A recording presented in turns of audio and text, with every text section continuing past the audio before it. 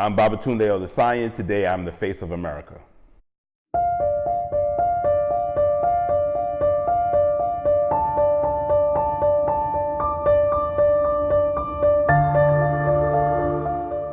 I am Babatunde Olasayan. I'm the founder and CEO of Black and Latino Filmmakers Coalition. I also am the president of African Studios, which is a production company. I decided to become a filmmaker because I love telling stories. It's my favorite thing to do. One of the major things that is different for Black and Latino filmmakers is the expectation of quality performance and the expectation of audience performance. We constantly overshoot and outperform what the industry is willing to pay us for. So, that's the major issue, is to collect our own data so that we can have accurate representation on what our films actually generate revenue-wise and influence-wise. Every time you see a black film come out, look at what Black Panther did over all the other, let's look at Think Like a Man, look at Girls Trip.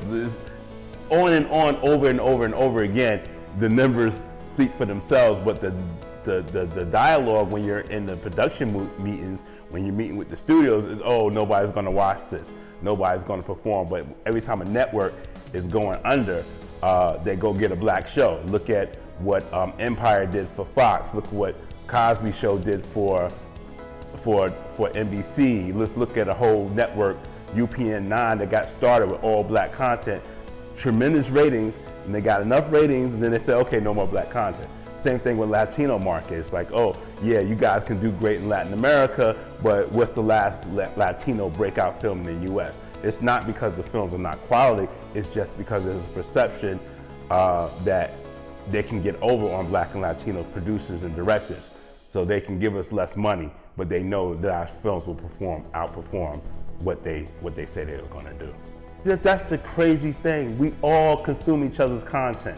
Like, we love content. We will watch everything, we will consume everything, and we'll create stories that just happen to have Black and Latinos in it, but it's not necessarily a Black and Latino story, it's a human story. Because, if you're a good storyteller, you can tell Three Little Pigs and everybody will come out and see it because it's a good story. So that's why I think that also the misconception is that everybody only watches what their race is. That's really ignorant. Go out and see different films. Go out and look for those films that may not be in your natural demographic, and just be an educated viewer, because you're cheating yourself if you don't go out and see all the best films that every race and that every genre has to offer. Because it's such a rich experience when you see something that's outside your realm and you're captivated. There was a film called The Bucket List, and we're gonna watch The Bucket List, and I like Morgan Freeman, and I like I think Robert De Niro's in it, but it was like, this is a movie about these old guys. It's outside of my demographic. I thoroughly enjoyed the movie. It's one of those things that I was just so reluctant to go see, but then I went to see it and I had a wonderful experience. So that's what we can do. We can learn to love film, learn to love storytelling, and the more we see ourselves and other people, the better off we'll be. The politicians care about when we show up, and we don't show up during the polls. We just had a major push for a TV diversity tax credit that was co-partnered with Writers Guild and the Directors Guild. Basically, the writing rooms for most TV shows in New York City are completely white, male. So we wanted women and minority to have an opportunity, and this tax credit would have pushed that forward. We passed it through the State Assembly, we passed it through the State Senate, and Governor Cuomo vetoed it.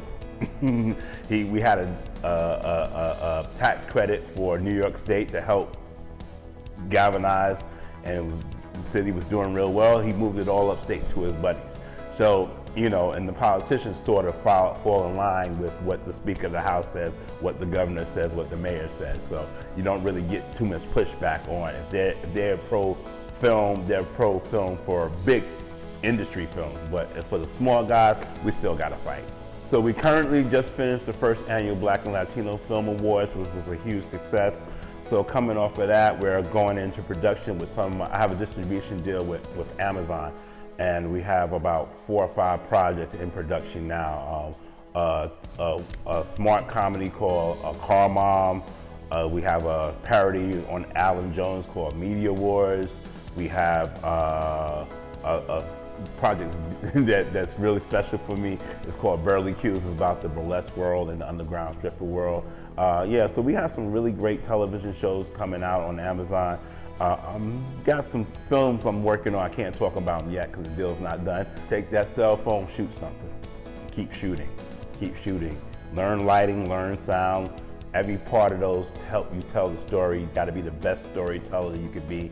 You tell with actors, you tell the story with sound, you tell the stories with light, with setting, with wardrobe. You constantly just find better ways to tell stories. But the only way you can tell better stories is to keep telling stories.